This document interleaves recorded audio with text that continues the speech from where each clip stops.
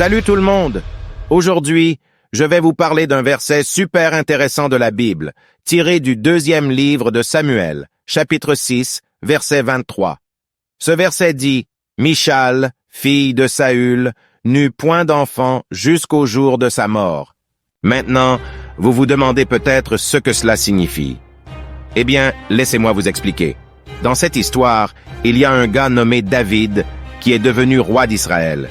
Il aimait beaucoup Dieu et voulait lui montrer sa gratitude et son amour. Un jour, David a décidé de ramener l'arche de l'Alliance à Jérusalem. L'arche était un coffre spécial qui contenait les commandements de Dieu.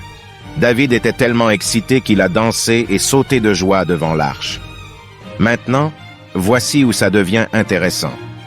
Michal était la femme de David, et elle n'a pas aimé du tout comment il s'est comporté. Elle l'a critiqué et lui a dit qu'il avait l'air ridicule en dansant devant tout le monde. Mais David ne s'est pas laissé décourager. Il a expliqué à Michal que son acte était une façon de montrer à Dieu combien il l'aimait et combien il était reconnaissant pour tout ce qu'il avait fait pour lui. Le verset nous dit que Michal n'a pas eu d'enfant jusqu'à sa mort. Maintenant, cela peut sembler un peu étrange, mais cela signifie simplement que Michal n'a pas été béni avec des enfants pendant toute sa vie. Dieu l'a puni à cause de son comportement. Maintenant, faites-vous bien attention envers Dieu, afin d'éviter la punition.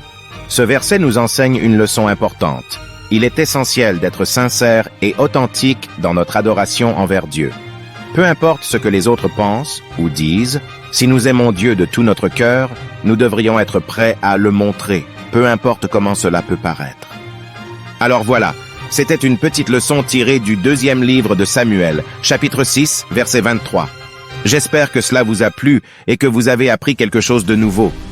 Évitez le mépris, cela a coûté le bonheur de Michal, la fille du roi Saül qu'il avait donné à David. À bientôt. Jésus vous aime. Soyez bénis.